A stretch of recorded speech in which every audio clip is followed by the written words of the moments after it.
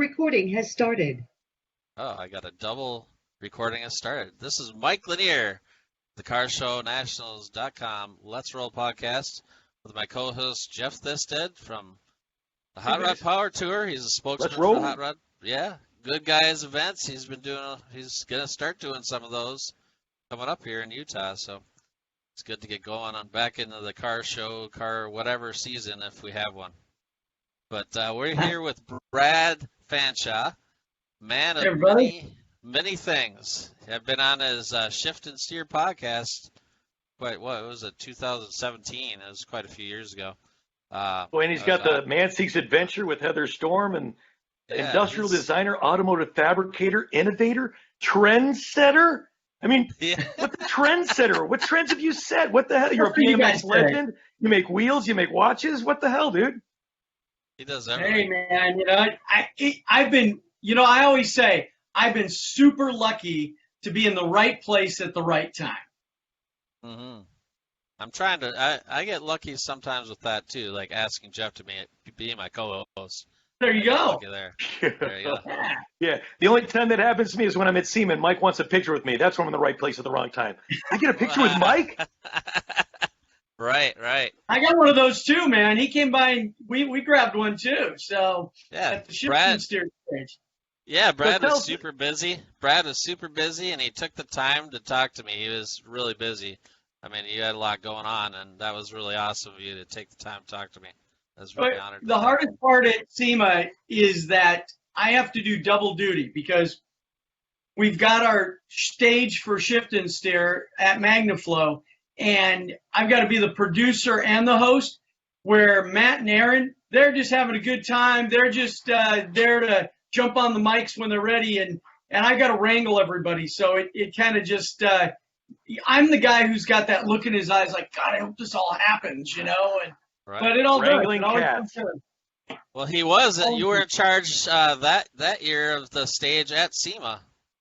What's that? You were in charge of the stage at SEMA that year. Well, we had all the guys playing on stage. Oh yeah.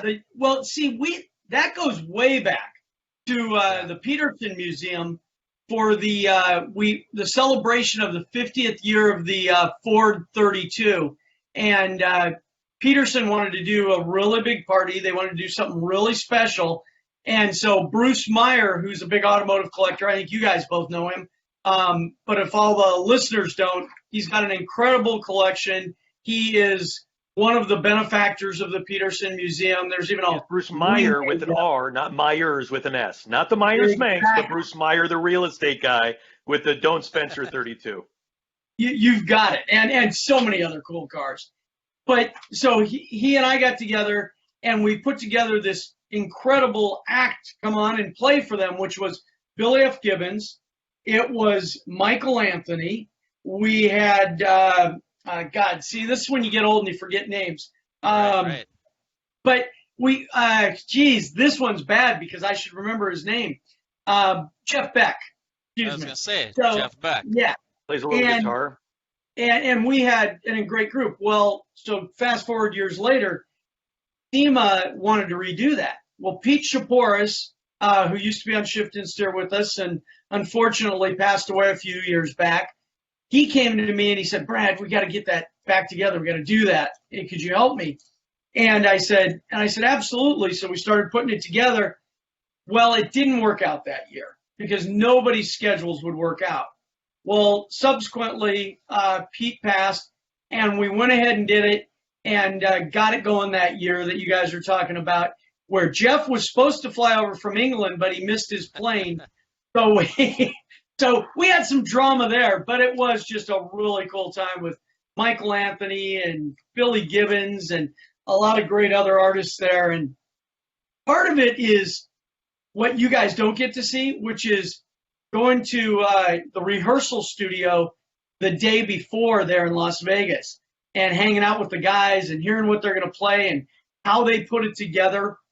And I even got to jump on a plane about a month before the gig at SEMA and flew to St. Louis, where just by happenstance, ZZ Top and Mike and Sam were playing together at the same venue. And so I flew there, sat down with Mikey and with Billy, and we put together the set list for the SEMA show. And, I'm not a musician. I don't claim to even try. And Wait, so that's the one thing you don't do. You're not a musician. You're an entrepreneur. You're a trendsetter. But not a musician, just so we're clear. You don't want to hear me. You don't want to hear me try and sing. I can play an air guitar, but yes, there you go. I have no musical talent. But that was fun because when you sit down with guys that have that background and you're helping them structure a set list, it was a little intimidating because I'm trying to direct them towards the audience of car people that only want. You've got such a wide group of people at SEMA that you want car music, but you want hits, and then they want, let's throw in this song. You go, I don't know if anybody's really gonna know that bluesy number. I know you want to play it, but they might not.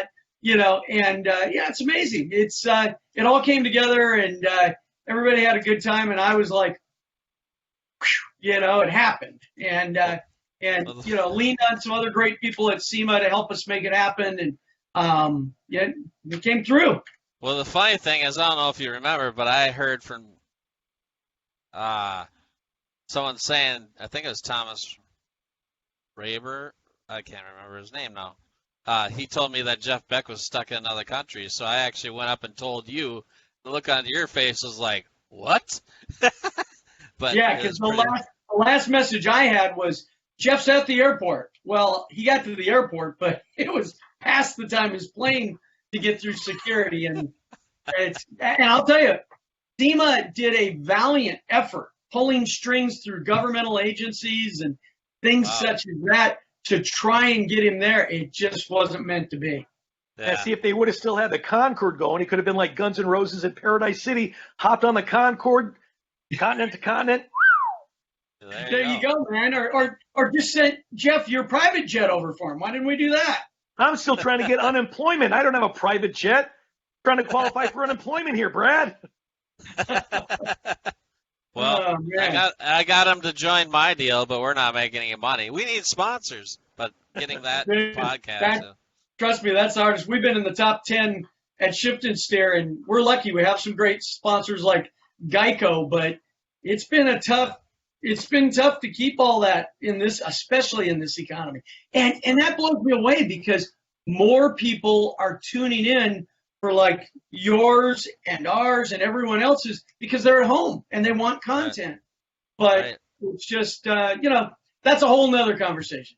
And on top of that, Brad, there's all those magazines, all those advertisers and all those magazines, which equal around 180, have no place to advertise now. Yeah. So where are they advertising? But that's why we got to lay this foundation now so that when they're ready to spend the money, we'll be there, right? Right. 100%. So we'll start out when you're younger. You were a BMX biker. And were you a skateboarder right. too? BMX? Oh, yeah. Yeah. So you know Tim Strange? Oh, yeah, I know Tim well. Yeah, I've known them, through the car world, and then they found out my background in BMX, and then it just went crazy, Oh, wait. So you guys never raced BMX together or against each other? No. Oh, no way! Yeah, no, not at all. I thought BMX was the connection. It's cars that were connection. Cars. Okay. So what kind of BMX bike did you have? Well, hold on, wait a minute, though. Maybe they never knew they raced each other. You never know. Aha! It's a car show nationals exclusive, Mike. You never know. And Tim for a few years, I don't know if you guys knew, at the Street Rod Nationals, he got a bunch of guys that were into BMX together, and they had a Street Rod Nationals BMX race. You guys know that? I didn't. They produced shirts, they did everything, and he tried to talk me into doing it every year, and I said, Tim, my BMX racing days are over, man. I said, I was a pro in the 80s. That's too long ago, So, yeah. But I was living in San Diego, guys, and I was surfing, I was skateboarding, I was racing BMX. I raced side hacks with legend of the sport, Scott Bryhop, and my dad came home one day and he said, hey, we're moving. And I said, oh, where are we moving to? And he goes, Omaha, Nebraska. And I was like, wait a minute, I'm leaving San Diego, California to go. I didn't even know where Omaha, Nebraska was. Like, Dad, what did I do to disappoint you? Why are we moving to Omaha? Exactly. And we moved quite a bit when I was a kid because my dad was an executive for Stoney Corporation when they first came to America. And he was the executive who we would move someplace. He would hire all the people, get everything going for that region. Then we'd move back to Scottsdale, stay there 6 months. Then he'd get reassigned and we'd move again. So I've lived in Denver, Albuquerque. Everybody thought we were military kids because of all the cities we lived in, you know. But we moved to Omaha, and I remember it was take BMX and put it back 5 years, you know, where kids jumping on wood ramps over tires. And, you know, we had already been on the best BMX bikes. And I rode up behind some buddies of mine that became really good friends. These two guys jumping on a wooden ramp, and they're on old Schwinn's. And one of them had like a Graco moto bike with shocks and stuff. And I pull up on this chrome Mongoose with red line. Okay. All right. You know, See, and they I were had the just Huffy. I didn't even have a Schwinn. I had the Huffy Orange Crush, and you have the Mongoose. Well, I had a Huffy first. Okay, all right. Because I didn't lock it up at school, and so that's how I moved up the ladder by accident. But yeah, so I pulled up, and they didn't even know what a mongoose was, and they were just like, "Oh my god!" And then, you know, back out in California, we were bunny hopping and doing all that. We would hit a ramp and bunny hop. They were just like, "What happened?" They didn't even know, and then my dad, he helped us get the first BMX track started in Omaha, and it just grew from there. We started racing. Me and my buddies raced pro, and then my one friend, Tim Lilthorpe, we, after going on the summer circuit and everything like that, and what was really unique was all my buddies from California, like Bob Haro and Scott Bryhop and all those guys who were the legends, I knew them because I grew up with them, and now I'm in Nebraska. So during summer tour, I knew all those guys, and it made for a really unique connection. It brought everything together. And my parents came to me one day when I was in college and said, I think I was in my first year of college, and they said that, hey, we're moving, I'm going back to the house in Scottsdale. And I was like, you're leaving me in Nebraska? And so I finished my semester up in Omaha, moved down to Nebraska, from Nebraska to Scottsdale, and went to work while I was in college with American Bicycle Association, and eventually became the vice president of that. And they're the ones who put on all the races nationwide. Quit racing pro at a point, and became the editor of all of their publications and photographer with a big staff, and the vice president of the company. And that was where I thought I was going to be there for a long, long time. Was there about 3 years. And my friend who had started Vision Streetwear, the legendary action sports company, came to me and said, dude, I need some help. His exact words were, dude, I need some help. And that's what brought me to California. I moved over, and Vision was just on fire. For those of you who don't know, skateboards. Yes, I was just going to say, Vision skateboards, Sim snowboards, Vision apparel, and we owned our own production company, Unreal Productions. And he had gone in 5 years from $0 to $10 million in sales. I came over to help him run the company, took some ownership in it, and we went in the next 5 years from 10 million to 125 million in sales. And to answer your question, Jeff, that's where some of the legendary stuff came from, was that company was so instrumental in planning the base for my entire career, because our production company, we did incredible stuff. When ESPN was first starting out, we did a lot of their action sports and their motorsports production. We had the largest production company in Orange County. And I could date myself saying that we had 2 1-inch machines and 6 offline bays and all kinds of beta cams. but we did incredible stuff. Betacam? What's a Betacam? Exactly. No. I shoot everything on this thing, Bradley. What's a Betacam? How about a 1-inch machine for editing? Oh, man. Yeah. But we did stuff like produce live events like Skate Escape at the Bren Center, where we had all these pro skaters, and then this really hot local band that I hired to play the finale while the two winners skated. And that local band that came out and set up on the ramp and played the finale was this band. You guys might have heard of them, called the Red Hot Chili Peppers. And at the time, they were just the hottest band in LA.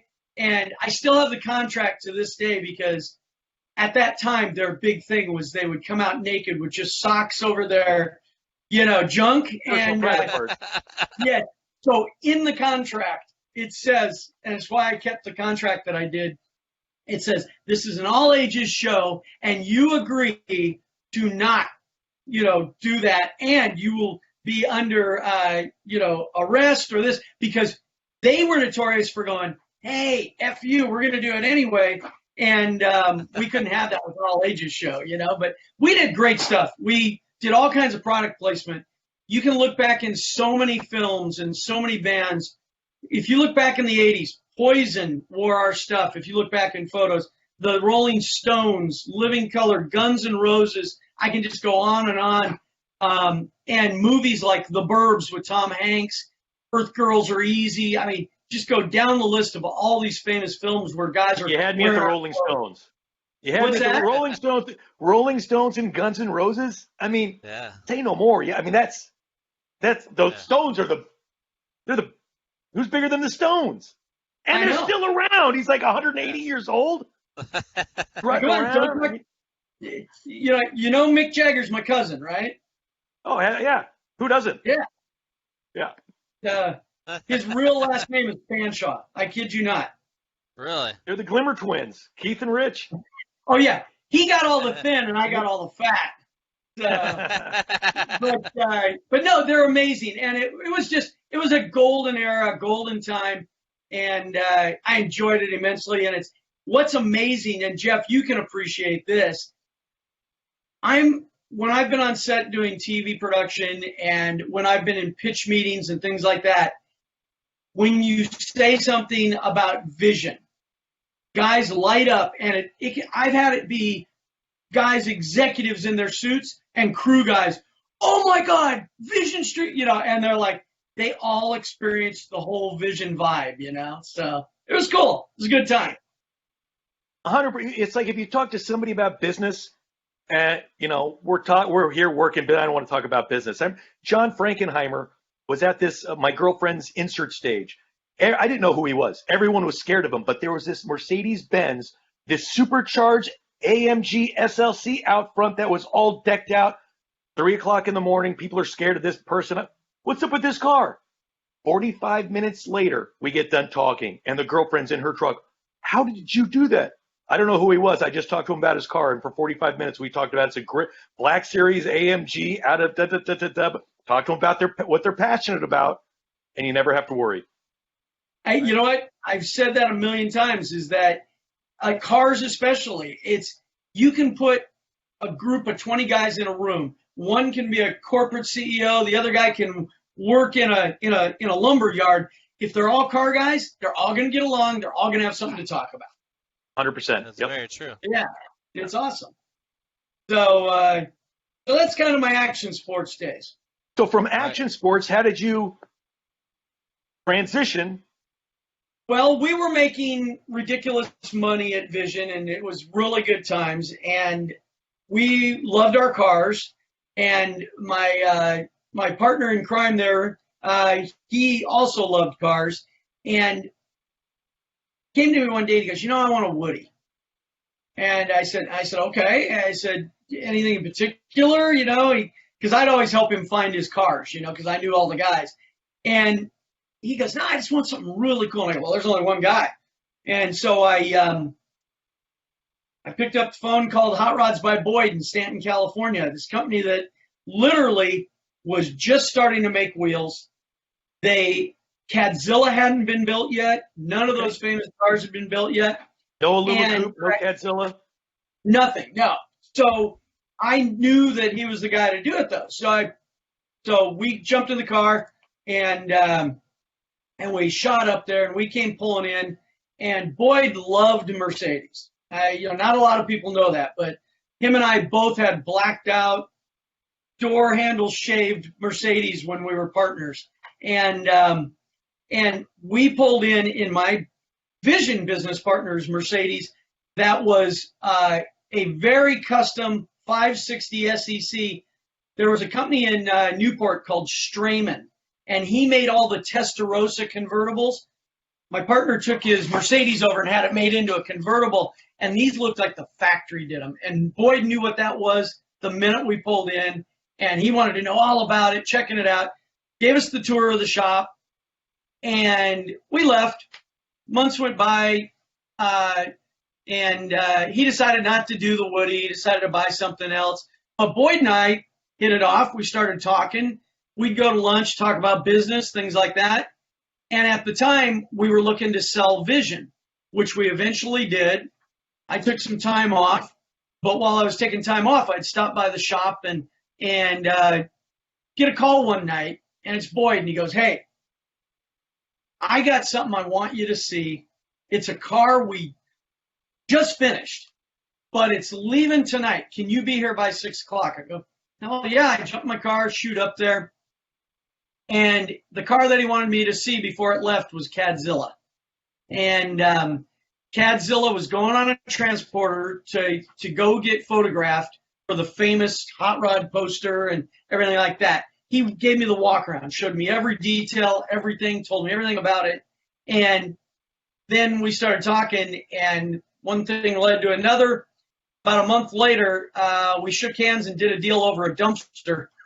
I always remember that because we did a deal over a dumpster, and we became partners. And then everything's history from there. We grew the place into 5 years later, I'd taken it public on NASDAQ, and in the meantime, we'd built a Illuma Coupe, Shazoom, Smoothster. Him and I had hired Jesse James to work for us, Chip Foose to work for us, and all the guys. I always say, you know Jesse, you know Chip, because they've been on TV. You know me because I've been on TV. But there was about 50 guys there that are the world's best craftsmen that you never even know about. You didn't see them on Boyd's show because they were already gone by that time and things like that. But and my years with Boyd were all pre-TV. I had already sold out before that and gone on to do some other things. But Boyd's was that TV show. Was that American Hot Rod? Yes. Yeah, American Hot Rod. Yes. What is your opinion of that show? I got to be honest. I only watched 1 or 2 episodes of it, and it wasn't Boyd. It wasn't the real Boyd. So is it? Because my opinion, he comes off like a real asshole, like a real hard ass on the show. Is that him, or no, is it? Let me tell you, Boyd could be a dick. Okay, I mean he could be, but his wife said to me once, she goes, "You're the only guy that Boyd listens to, and you can tell him, and he'll listen.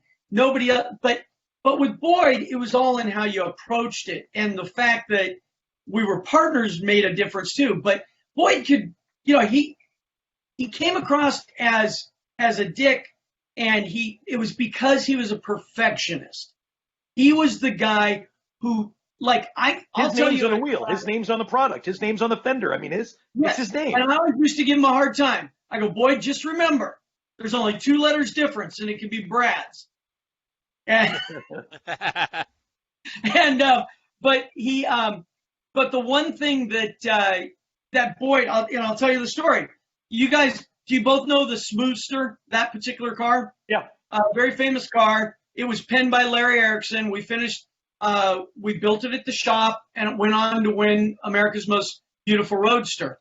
And after it came to our shop, Chip was working for us at that time, so he got to put his hand on it as well. And the way Boyd saw things was He saw that car as yellow. The customer paying the bill wanted a red car. And Boyd said, yeah, it's going to be yellow. And Fred, who owned the car, said, no, I want red. I want red. I want red. And the day it came down to it, I'm talking to Boyd, and I go, Boyd, we got a problem here because Fred wants the car red. And Boyd goes, it's got to be yellow. He goes, we go up to the Roadster show. He goes, every other car's red. Yellow, it will pop. And this was before everybody was using other colors. You know, you go to the Roadster show back then, everything was black, red, blue. And so I go, well, what are we going to do? He goes, we're painting it yellow. And the customer came out to see his car before he went to the Roadster show. And he goes, what the hell? My car's yellow. And then he turned around and he went, and it looks great. But see, Boyd had that eye. He knew that. Right. And he did the same thing to Chip and I. If you guys ever saw the billet aluminum guitar that we built for Michael Anthony, I was on a fishing trip down in Cabo with Mikey and Sammy, and we were out on the boat. We were having a couple beers, and we were talking cars, and I said, man, I would love to make you a custom guitar. And Mike goes, oh, wouldn't it be cool if you machine it out of billet? And I said, oh man, we could do that. And he goes, nah, the sound wouldn't be right. He goes, because guitars are all about resonation. And see, it goes back to me not knowing crap about music, music instruments. And I go, God, I could design that in my head right now. And I said, if it only sounded good. And he goes, Brad, you got to have wood to get resonation. And all of a sudden we hear his guitar tech who was with us goes, I know how to do it. And we're like, what? And this guy was blotto. I mean, he'd been drinking all day. He goes, I know how to do it. And we're like, okay, Dad, how would you do it? And he starts spouting off some stuff that I didn't even understand at the moment. But he goes, a neck through bass, man. You use neck through bass, just build it like a facade around it, blah, blah, blah, blah. And Mike goes, oh, that'd work. I go, wait a minute. What are we talking about? And he goes, you ever seen a neck through bass? And I go, I don't know what that means. And then he goes, well, sometimes they call them stick basses. And I go, oh, where it's just like a stick with strings. And he goes, yeah. And he goes, basically, we get a high quality neck through bass and just build all the aluminum around it. That's just for show. The sound all comes from the wood that's going down the center. And I'm like, okay, if that works, let's do it. And so I came back and I said to Boyd, Boyd, we're going to build Michael Anthony a billet aluminum bass that he's going to use on tour. It's going to get us so much publicity. And he goes, oh, good. How much is he paying for it? And I go, oh, no. We're going to do it. He goes, bullshit. We're not going to. He goes, well, you and I are going to pay for it so he can have a bass? And I go, man, we'll get a ton of publicity off of it. And he goes, nah. So I had to work my behind the scenes magic and finally talked him into us doing it. And then I slipped in, we're going to do two of them because I'd put together a deal with the Hard Rock Cafe to let us do the unveiling there and then put it in the Hard Rock Cafes to tour around to get us more publicity. Well, we built the bass. They cost us a fortune, and we awarded it to him at a huge party we did at the Hard Rock, and it ended up getting us so much publicity that Boyd was blown away because it got on the Tonight Show with Tim Allen and Jay Leno talking about it. Got on the cover of USA Today. It got on the cover of all these major news outlets. And but going back to the color, it was almost done. And when I came to Chip and said, here's what we want to do. We want to do this. We want every element of a hot rod. We want, win everything. And Chip and I kind of went back and forth, got it all designed. But we did the renderings in red, hot rod red, right? Yeah. And Boyd came in and goes, it's got to be purple. And we're like, no, Boyd, it's got to be red, man. It's got to be red. And Boyd had what we call the purple phase, where all the cars were either purple or yellow and had a purple detail on them, something. Well, he was in his purple phase, and he said, no, we're doing it in purple. And Chip and I are like, yeah, right, okay. And I said, Chip, we'll do it in red. Well, I didn't know it. Boyd called the anodizer and told him, it's purple. And it came back purple, both of them. And damn it if it didn't look better in purple. He just knew. And it became that iconic bass that got shown everywhere. And the funniest thing was we were at a SEMA party, and somebody walked up to us. I don't remember who it was, and they said, "My God, you guys are just on it. You're doing all these cool things. You do these videos. You do these, because every year we do a video that we debut at our booth, and that bass you did, that was incredible." And Boyd looked at him without blinking an eye or a raise of the cheek or anything. He goes, "Thanks. Yeah, that was my idea." Of course he And did. then when he walked away, he went, "See, that's how you do it, Brad." and it was just like having fun with me, because he didn't want to do it so much that when he finally did it, he goes, "Now I can take credit for it," because it went over well. And we used to jab each other in the ribs like that all the time. It was fun. So it seems like all those high-end car builders I know, Mole, and anybody who buys these cars don't own the car.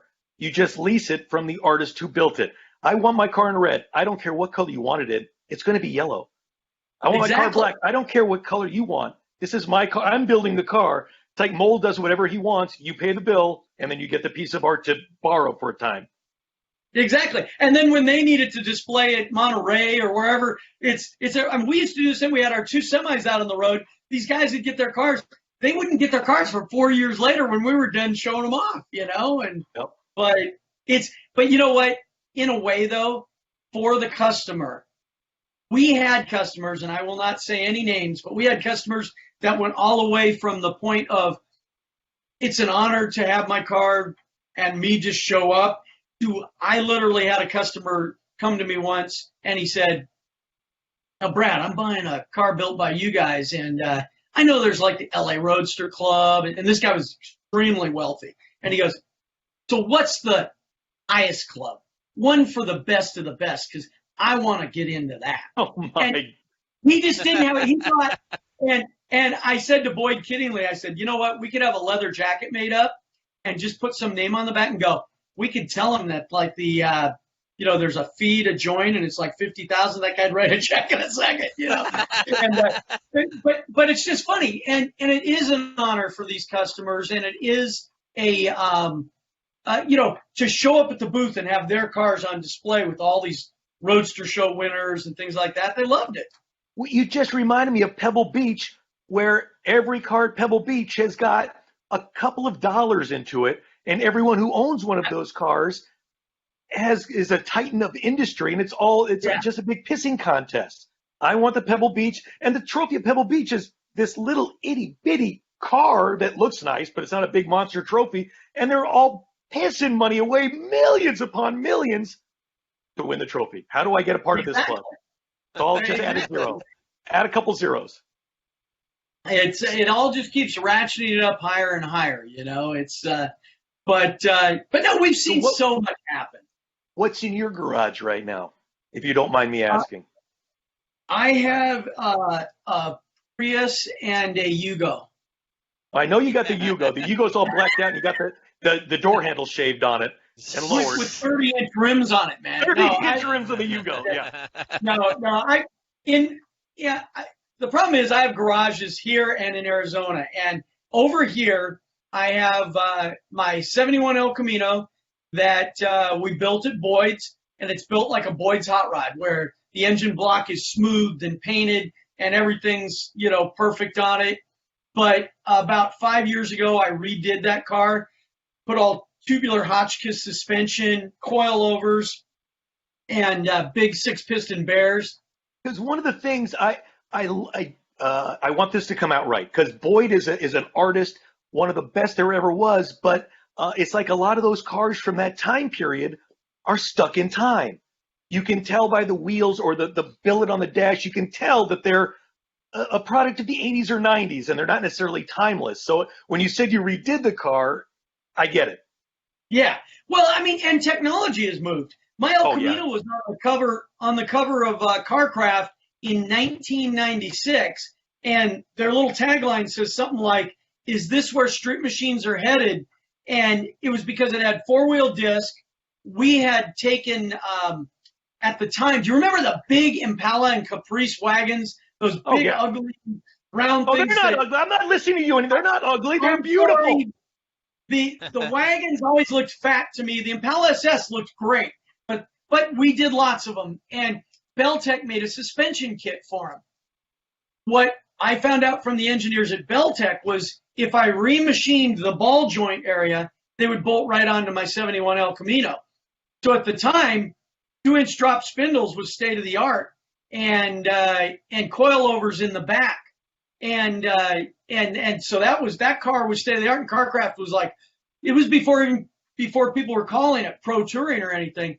But just go ahead to like 5 years ago, the car was outdated because it didn't have coilovers all the way around. It just had stock GM discs under it, and we switched it all up, and I went to a CPP brake, Hydro Boost and everything like that, and just made the car.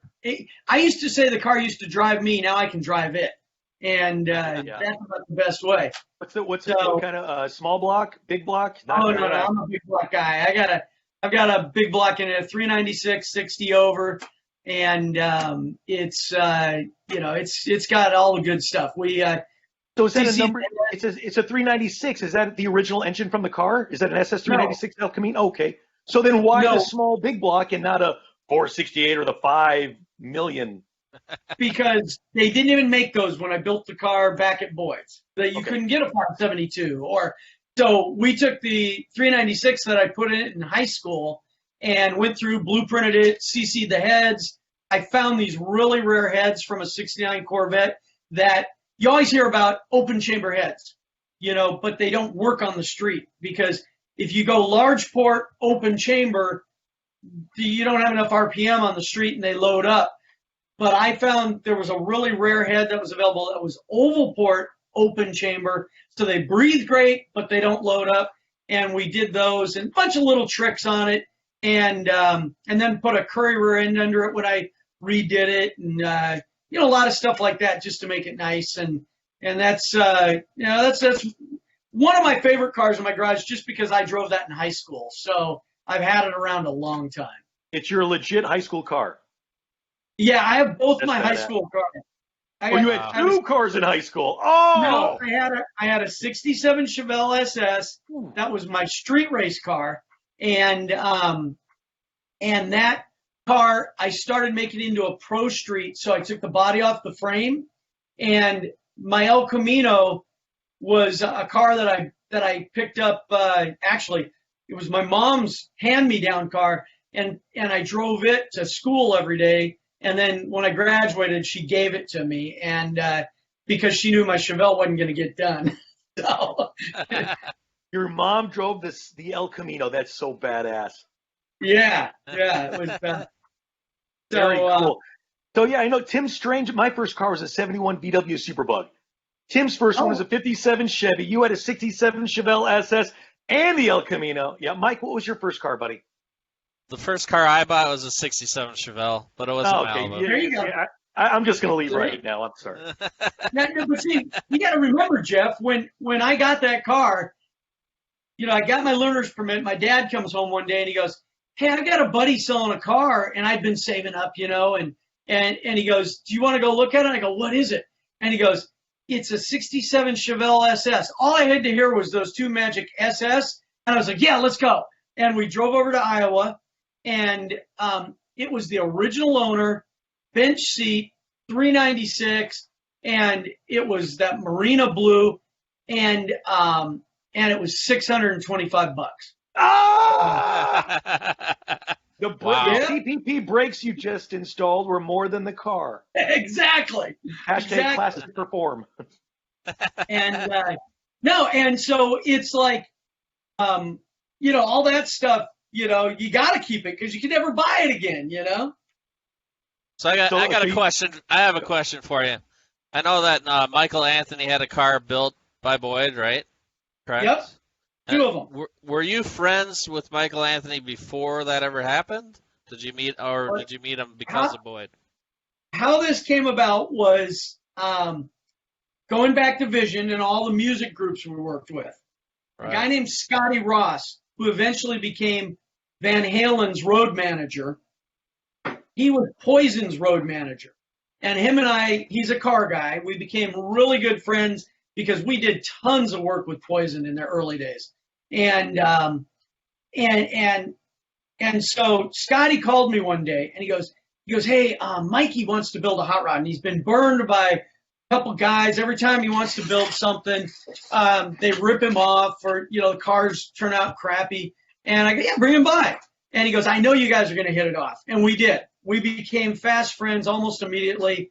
And because Mike liked fast cars, watches, he liked boats, and he got me into boats. And so anyways, we became really good friends from that. And then one day he said to me, he goes, man, I really do want to build a hot rod. And he goes, but I just don't know what to build. So his Fire Roadster is literally the car I would have built for myself if I could have. I always say I built my car vicariously through Michael, because I just went into Chip and I said, okay, Chip, I'm 33. We want to lay back this. I want flames. I want a red interior. And the only difference was I would have done a little bit something different with the motor, where he wanted it a little tuned down so he could drive it. And he wanted a aluminum top built for it because of his wife, a removable one-piece top, because his wife, didn't want to drive in the Roadster all the time. So, but other than that, we built. That top is aluminum? Yeah, we did that on a lot of our cars. Hammered it totally out of aluminum, or had Marcel hammer it, then we finished it. We put a leather headliner in it, and then it bolts on. And when you want to make it a Roadster, you just take the whole top off. And I didn't know they were aluminum. That's sick. Oh yeah.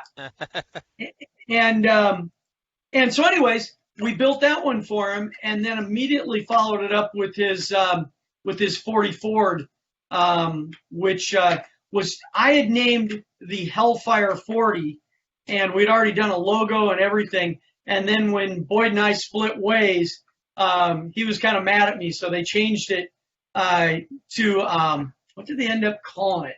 Because I always make fun of it. It's on the plate. I can't remember right now. If we had a laptop in front of me, I'd find it. But and finish that up for him. And so he did that. And then just this past Scottsdale Barrett Jackson, there was a 32 full-fendered Ford that was what we call our shop car. Every shop usually has a car that when the guys aren't busy, you got to keep them busy. So there's a car over in the corner that you have them work on. And we had one like that. And over the years, it was getting closer and closer. And our shop foreman, Dick Brogdon, he said, hey, I want to buy that. And so he ended up buying the car. When he retired, he went back to Illinois. The car only had like 132 miles on it. And he sent it out to Scottsdale to be sold. And I saw it there, called Mikey, and I said, Mike, I got another one for your collection. And I ended up buying it and bringing it back for him, and now he's got 3 Boyd cars. Nice. I was going to say, does he still have them? That was going to be my next question. But yeah, the black, I've seen pictures of the black one with the flames. Oh, beautiful. So he still has them, but does he drive them? Oh, yeah. Okay, good. He's got a building, and he's got his motor coach in there, and he's got all his cars. And what he does is he brings a car down to his house in Newport, and he always has his drivers. Then he has one of his fun cars, and he'll rotate them out. And Michael is one of the few guys that actually drives his cars, and he also tries to work on them as much as he can. I remember one day I got a call from him, and he goes, Brad, I need some help. And I go, what's that? And he goes, the taillight went out in the 40, and can you tell me how to fix it? And because, we hid everything on those cars, and so I had to tell him how to go into the trunk, get to it from behind, and what to do so he could do it. But, there's a rock star out in his driveway, repairing his hot rod, man, and he would, he's not the guy who takes it to the detail. I mean, don't get me wrong, he takes his cars to the detailer, but like if we would go to a Good Guys or something, he'd be underneath that thing, shining it up out in the parking lot alongside me and a bunch of other guys, Very cool. Yeah. That's amazing. I mean, you've had so much fun growing up, I'll tell you. That's why I say I'd love to be like Brad Fanshaw. Just everything you've done. You can have all the bills that go with it. Yeah. But you've got a wheel company, you've got a watch company. You probably have more companies than I even know. You probably have more than that, right? We have Bond Speed forged wheels. We manufacture every billet aluminum wheel right here in Anaheim at our factory. And we're not the largest. We don't try to be the largest. We try and do great customer service. Fitments are our specialty. Working with builders are our specialty. And that's what Bond Speed is known for. Super high quality. We don't get into the whole we're the cheapest. We don't want to be the cheapest. And then I have my Swiss watch manufacturing company, which is pretty much on hiatus these days. The luxury products business has kind of gone in the tank, but prior to that, we were voted one of the best 10 watches in the world by Robb Report.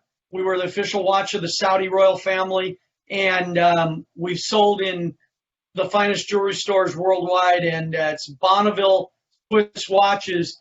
And again, we were the official watch of Shelby. So like if you had if there was a time where if you had a Shelby that was in the registry, you could come order one of our watches with a Carroll Shelby signed rotor that had your matching car number on it. And then back when Shelby did the Series 1, each of the owners received a certificate that they could also get a watch with the matching car number.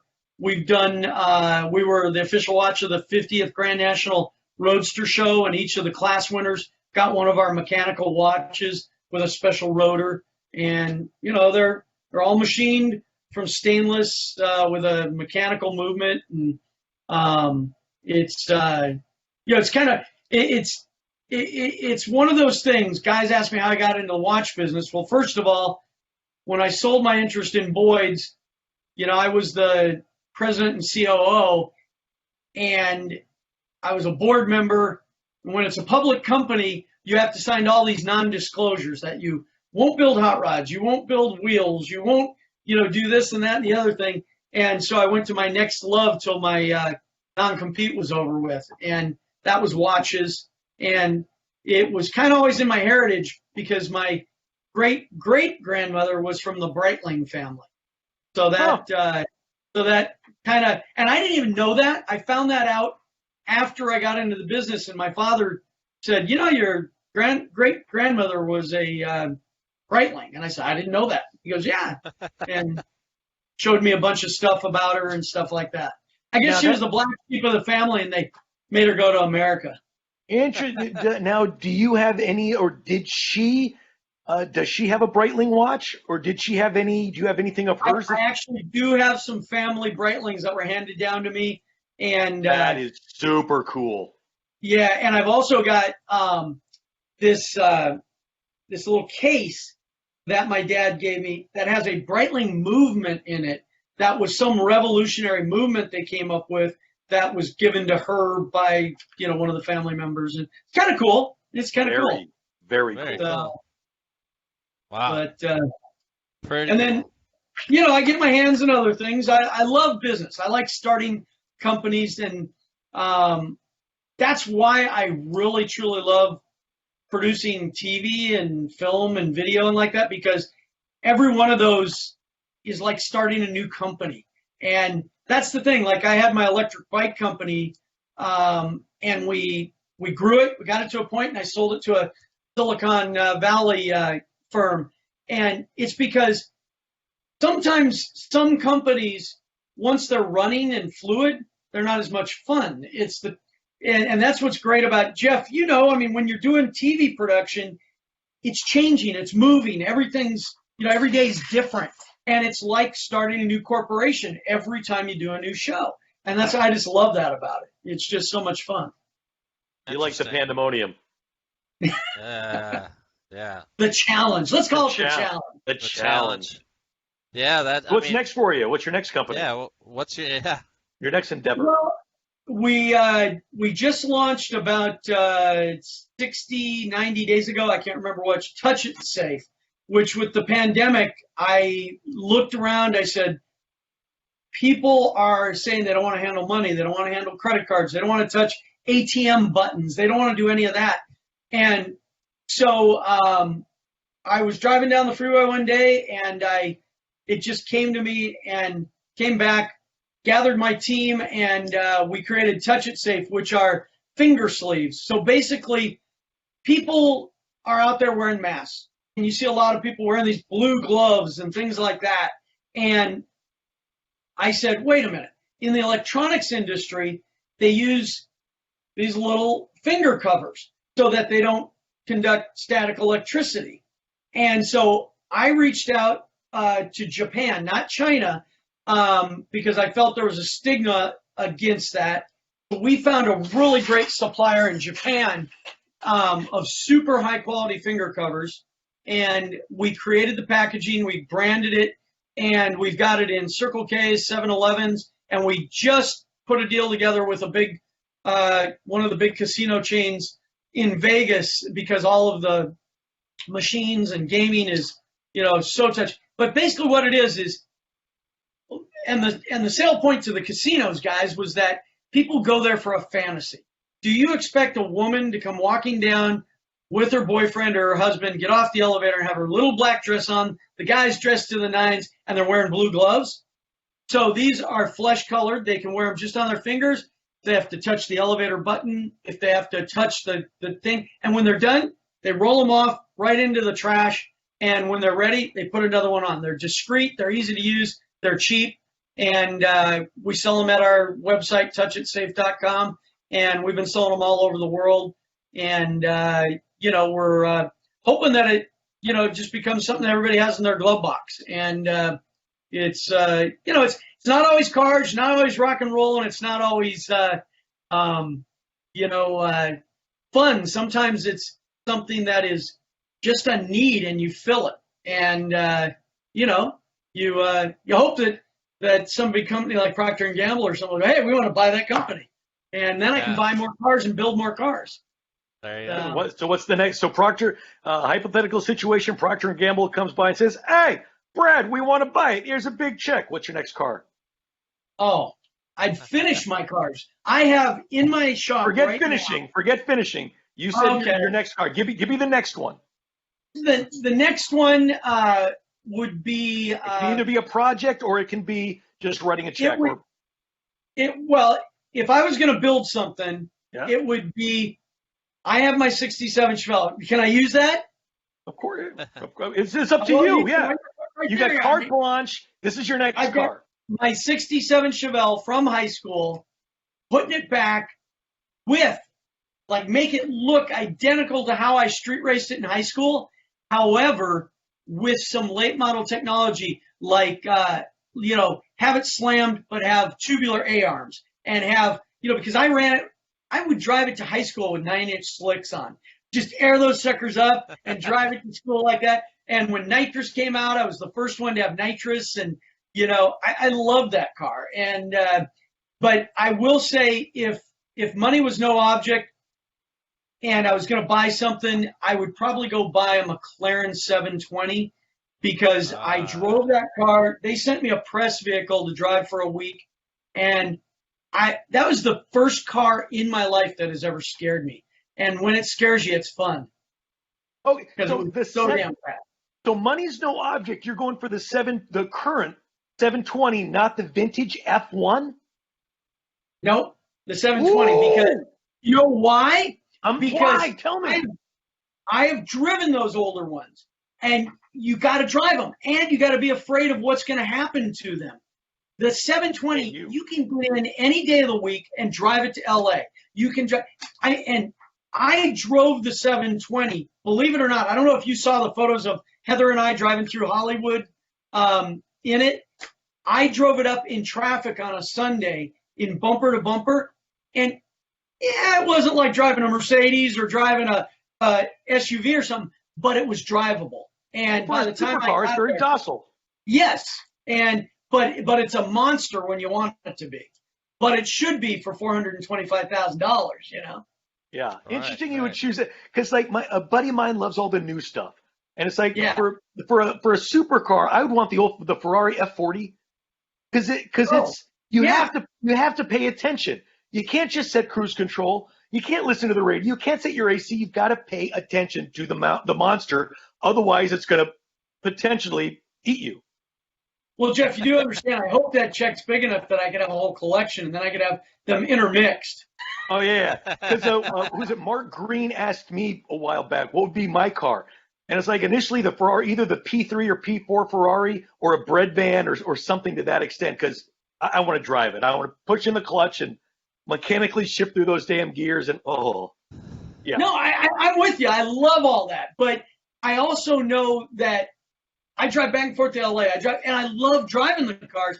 And some of those cars, they're like muscle cars that I've owned, like my Baldwin Motion car. You can't drive that car. Whoa. You've got a Baldwin Motion? What you got? I have the only Baldwin Motion Vega. Get the fuck out of here. I apologize. You've got wasn't that in Otis Chandler's Museum of Transportation and Wildlife? And then I got it from Reggie Jackson. Get out of here. You got the Baldwin Motion Vega? Yeah. Dude. That's a piece of hot rodding history. Yep, that sits in my garage next to the first Moon Eyes dragster that I have. So wow, that's badass.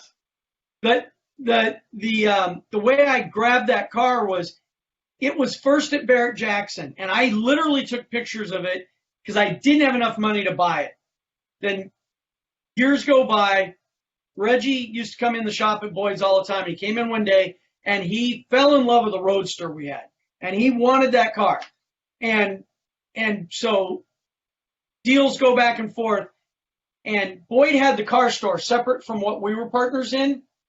And so Boyd's car store, and he goes, all right, I did a deal with Reggie on that car. And he goes, I did some cash. Now, this was when muscle cars were flat. So get this. For one Boyd Roadster, he gave us cash, Copo 69 Camaro, a COPO car, and the Baldwin Motion Vega.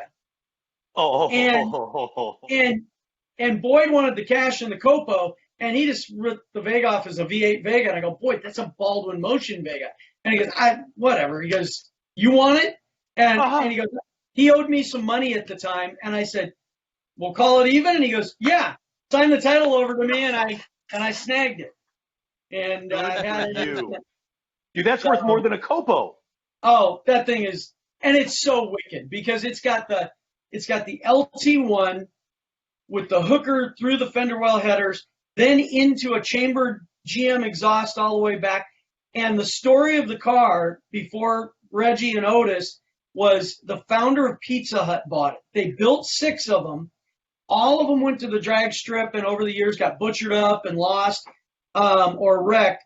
But the guy who founded Pizza Hut, he bought the car, used it on the street, and only put 20,000 miles on it. So by the time it got into my hands, it only had 26,000 miles. Wow. So, unbelievable. And is it blue with the white? No, it's red. It's red with a white stripe. Red, the stripe. Okay, yeah. And the L88 fiberglass hood, and it's got. But L88 hood, but you said it's got the LT1 small block in it. LT. That's just they always put the L88 hoods on everything. Yeah, the big stinger. Yeah, and it has an LT1 with getting parts for it, because whenever something goes wrong, that's always a challenge because I'm not going to just go to Napa and get anything, like the water pump went out, and the water pump on it is a very rare aluminum off of an L88 Corvette. And so finding that alone was a little bit of a challenge, Well, finding it alone and then paying for it's a $6,000 water pump. If it's off of an Impala, it's $1,295. But if it's off of a Corvette, same water pump, it's off an L88, it's $12,000. But you got to remember, I took one off and sent it to a guy to rebuild it so that I could sell that one. So, nice. And when can I come see this? I want to see this thing in person. Is that possible? Yeah, right now. He's in California. Awesome. Yeah, right now I loaned it to a buddy of mine, and it's sitting in his car museum, which is like free rent. Where's that? It's in Pomona. If you go, not Pomona, excuse me, Corona. If you go out the 91, you know where the big dam is? Says 1976. And then right. Yeah. Okay. And you know where Celine is, right? Yeah. He owns all those car dealerships through there and the Celine building. He's the landlord. He doesn't own the dealerships. He owns the Oh, and building. he's got so he owns the Monster Energy building, all the Celine. Okay. Yeah. All those white Exactly. industrial buildings. Okay. Yep. And then intermixed, if you look from the freeway and you hardly even notice it, it says Day Family Collection. There's a 2-story building bigger than any of the dealerships, 60,000 square feet of cars. We just drove by there yesterday. We go water skiing Yeah. at Lake Elsinore on Tuesdays. So yeah. Yep. And it's a private museum. And he's just the nicest guy. And I'm going to text you later on, and at some point I'd love to go out there and check that thing out. That's very cool. oh, just his museum alone is beautiful, because 10 years ago he didn't own a single car. And then I drug him to a Bear Jackson auction, and now he has a 60,000 square foot building full of cars and a 10,000 square foot restoration shop. Does he have Indy cars? He's got everything. He's also very generous. When you see these ridiculous prices being paid for the charity cars at Barrett, he's one of the guys that does that. And, Awesome. It's like one time we were at Barrett, and this is how generous he is. He goes, there was a Mustang GT or whatever that came up, and I think he paid like $340,000 for it. And I go, wow, Tom. I said, that car's not even worth a fraction of that. He goes, I don't care what the car's worth. I met that little girl that the money's going to, and he goes, that's what I care about. And I was like, yeah, that's awesome, To have the money and have that mindset is what's so cool about it. That's pretty cool. And his wife's the same way. Pretty cool. Very cool. Well, and then, geez, I mean, this is why I say Brad's got a lot that he's done, and You know what? he's I still wanna got the say something. podcast. You still got the podcast. You're doing that. Oh, man.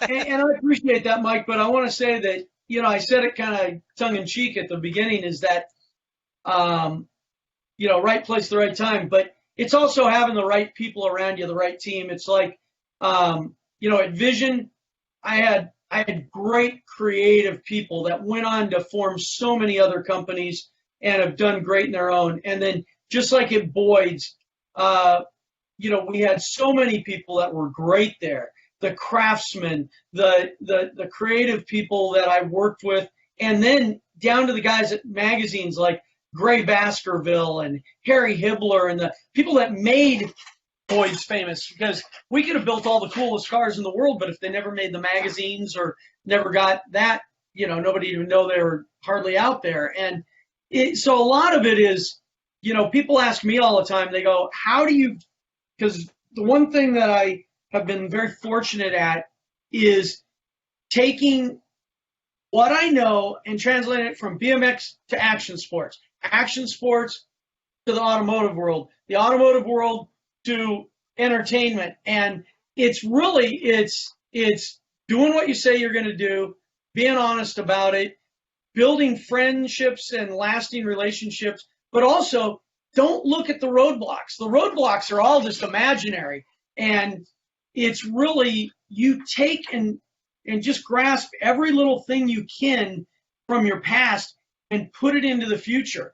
I mean, I had people tell me, you can't start a watch company, and even when I went to Switzerland, they told me that nobody's going to talk to me because Americans come over and they just show them a watch and go, make it look like this and put this logo on it. But what I did was I went in and I met with these guys and I appealed to them from their core, which was, I got a tour of their factory, saw that their machinery was identical down to the brand, what we used in our wheel factory at Boyd's. They were just smaller. So I started talking to them about machinery and taught them some techniques they didn't know, which got me in the door. And then I was with the best guys in Switzerland who got me places that I could have never gotten, and made relationships there. So it's, I think you're only limited by what's up here because, I have friends who are rockets, literally, they work at SpaceX and they're rocket scientists. And I think, how the hell do you do that? Well, they just applied themselves in a different way. And we were talking, Jeff and you and I were talking about musicians. I'm sure any of us, if we practiced, 20 hours a day, we could all be guitarists, I mean, Right. when I would go up to Eddie Van Halen's house, that man always literally has a guitar in his hand. You'll be sitting on the couch talking about the football game, and he's sitting there with it not plugged in, just strumming and practicing. And that's why he's so damn good. And, it's Mikey does the same thing. Everybody, they see him driving his cars and showing up at car shows or showing up on stage and things like that. But what you don't realize is these guys, they go home and practice too, and they hone their skills. And, it's like, what we're all doing here. What are we doing here? We're having fun, we're talking, but we're also keeping ourselves out there, while there's no other, things going on, and helping and sharing with other enthusiasts. And, anybody that's driven down Sunset or Hollywood Boulevard in a 720 with Heather Storm is okay in my book. I mean, let's be honest. She's dreamy. Are you showing up this Sunday to the quarantine cruise in Huntington? I might. I'll be honest, guys.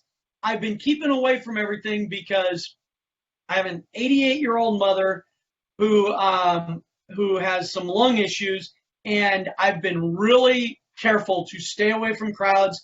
I was invited to a big party over the 4th of July down in Newport, and I said, sorry, I'm going to pass because I brought her over from Arizona to stay with me, and I'm trying to keep her healthy through this because she's in great shape, and I don't want it to change. And so if I show up, it'll probably be a quick stroll through and then out the door because I don't want to get her sick. I'm not worried about myself as much as her. And you're not going to be driving the El Camino. You're not going to be driving the Baldwin Motion Vega. What are you going to be rolling? Is it a surprise? Well, I got a new project that I'm working on, actually, and it's it's an oddball. Is it the Yugo with 30s? No, it's a 2001 Yukon XL.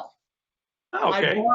I special ordered it brand new back in 01 with every option, and I've put 300,000 miles on it. It was the last year that you could get them with the 8.1 Duramax killer big block. Wait, you got the 8-lug wheels, the 1-ton running gear? Oh yeah. Oh, and so they're rare. Yeah, and I've had it since it was new, and it has every option. And so through the wheel company, we keep saying, okay, we saw the C10s popular, and the prices go through the roof. Square body trucks, popular, go through the roof. Now the OBS, old body style trucks, they're going through the roof. Now guys are looking at that next series, which this falls into. So we're going to use it as kind of a, I love the truck. I still tow my boat. I still tow my car trailer with it because it has more torque than a Duramax, and it's more reliable than a Duramax. And so what I'm going to do is make it a project truck. We are going to tear it down, go bumper to bumper, and we're going to upgrade where we can, and we're going to modernize it because that truck had a lot of chrome on it. Now you look at the new SUVs, they don't. So we're going to, all the emblems are going to go black. All the bumpers are going to go body color. I'm carving out a set of 8-lug one-piece billet wheels for it, and we're going to 20-inch. We're not going to go too crazy because we tow with it, and then I'm going to upgrade everything to like Bluetooth so that we can have a nice stereo in it that syncs with my phone, and a few other tricks, and just do some neat stuff to it and show that you can take that vehicle and put LED headlights, taillights, and with a few little things, really make them really nice. And, with a brand fresh motor and fresh trans and rear end under it, I think I can get another 300,000 out of that truck. Are you going to keep it? You're going to keep it the diesel? No, it's not a diesel. It was. It's 8.1. Sorry, big block. 8.1. They called them the Duramax Killer because they went farther in their mileage life and they had more torque. So they're just awesome tow rigs, and it's got the front and back air. It has everything that just makes it so comfortable, And so that's my next project. I'm going to try and get some companies involved and make it really neat. And if you're not comfortable inside of the Yukon, you can pull a house with it. So yeah, exactly. Yeah. And what color is that? Is it white? What's that? What color is it? No, it's a charcoal gray. Oh, sweet. Okay, so if you show up to the quarantine cruise, it may be in that. If you watch my Yes, exactly. If you Okay. watch my Instagram page at Bradley_Fanshaw, I have Dave Merrick doing a rendering for me right now, and I'll put it up in the next probably week to show you what I have planned for it. Awesome. Yeah. So what are you thinking about SEMA? I know running the stage at MagnaFlow, all that. I just found out it was just my birthday yesterday, and Jeff Allen posted happy birthday, and I saw that. I said, I'll see you at SEMA. He goes, not this year. So I don't know if that means the SEMA or the Shell stage is not going to be there or what.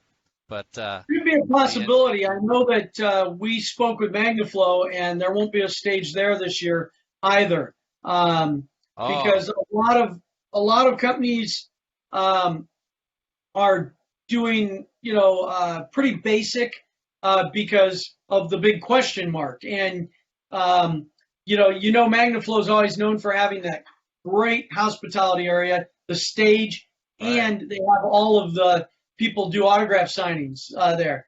And all of that's been curtailed this year. And it's just going to be a real basic booth, no hospitality area, no autograph signings, anything. Because you've got to think of, you can't really do autograph signings as much because then people have to approach them. And, so everything's changing this year at SEMA. And, it's still a big question mark because SEMA has to figure out how to herd. We've all been there and we know what the wait's been just with check the bags, right?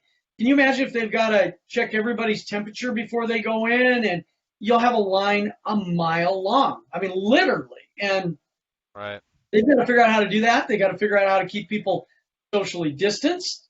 They've got to, how do you manage that? And that's going to be tough because every trade show is having that issue right now. There's really no trade shows right now. And Vegas alone is having their issues with, all of this. And it's tough. It's tough times. So probably not even any autographs probably in most of the booths probably, I'm guessing. Well, I think you can find Jeff, Mike Lanier, and Brad Fanshaw on the corner of the Ford booth, and we'll be signing autographs right there, guys. I'll be over by the Chevrolet booth. You guys can be by the Ford. Okay. Well, Ford just a lot of people coming in there, but we will have 6-foot-long pens. So no Sharpies are 6 foot long. And ladies and gentlemen at home, if you want an autograph from Brad Fanshaw, you can just hit him up on his Facebook or his Instagram page, and he's got his color cards ready to send out. I mean, we're planning on going, and if SEMA happens, and which when as SEMA of right happens? now, and Jeff's saying when. But then, I hope we don't have to quarantine 14 days after because that's gonna kill me. Oh, that's right. Is your state doing quarantine when you come back? No, but they're starting to. They just said like 10 states now they're gonna have to start quarantining when they get back if they travel in the United States. I know. I was gonna go over to Arizona to check on my cars and stuff like that, and I said, I don't want to get over there and then have them go, oh, you got to stay there 14 days or you can't come back to California or something weird like that. That'd be all I need. Yeah. Yeah, right. So So then Jeff's traveling, a couple weeks or. I leave on Tuesday for Good Guys Salt Lake City. Then after that, I'm heading to Colorado to see my pop. Yeah. So they're doing Salt Lake City. Yeah. Yeah. Okay, because I know they had to cancel Columbus. Columbus, I didn't go to. Yeah, Tim did the Des Moines show, but then Columbus was canceled, and now Salt Lake City is not this weekend, but next weekend. So I'm looking forward to that. Because I know a bunch of their other ones are still up in the air, like Scottsdale, and because Arizona's having all kinds of problems. And Scottsdale's not until October though. October, right? But that'll be right for SEMA. That's part of the problem. It seems like so far away. It's close, You know how it is. We've all been there, right? You go, oh, SEMA's a long ways away, and then all of a sudden you go, oh my God, I got to do this, I got to do that. SEMA's right here, So.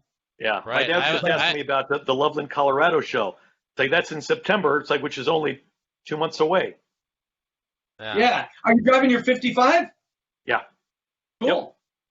Yep. I'm here to Salt Lake City to Colorado. Colorado will hang out for a bit, and then hopefully the Good Guys York, Pennsylvania show I'll fly to when I get back from York, Pennsylvania, the plan is to drive wherever we're from Colorado to wherever we're starting the Hot Rod Power Tour. It's not going to be Norwalk, Ohio at the Summit Racing because they're closed, but wherever we start the Power Tour, and then I'll drive it on the Power Tour all 7 days, and then it's ending in Chicago, and I'm going to start at Michigan Avenue and Jackson at the start of Old Route 66, and that Sunday when the Power Tour ends is, hold on, it's Sunday, August.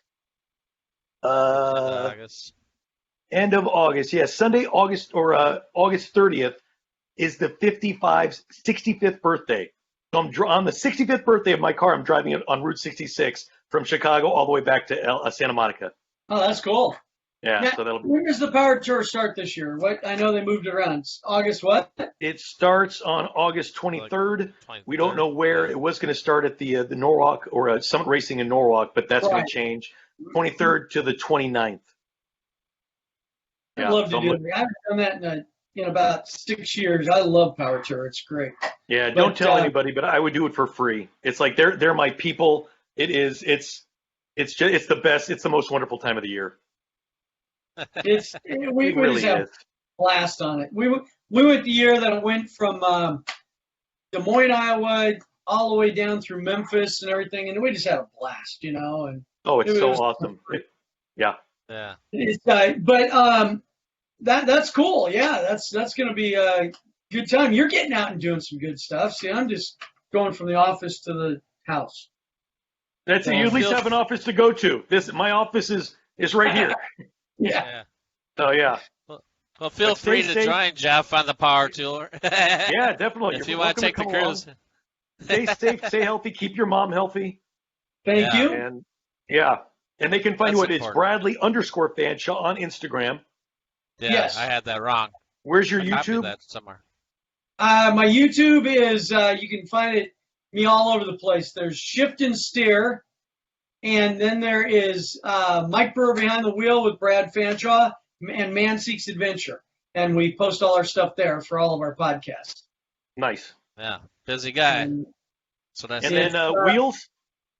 Wheels is bondspeedwheels.com. Thank you for asking that. And of course, watches. Bondspeed Wheels on Instagram.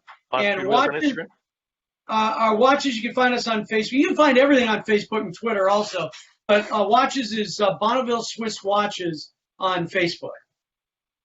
There you go. If it starts with a Bond, look for Brad Fanshaw. That's right. That means Bond is happy. That's it. Thanks so much for coming on with us today, man. Yeah, thank you so much. Appreciate you asking me. Appreciate it. Thank you so much. I was on yours, and now you're on mine. So here we go. I know. We'll have to have you guys on again on Shift and Steer one of these days coming up, and and maybe we can have Jeff come in one day during Power Tour or something and give us the lowdown on what's going on out there. Heck yeah, you got it, man. Let us know. All right, guys. Thank you. Appreciate it. All right, thanks a lot, Brad. Take care. Bye-bye.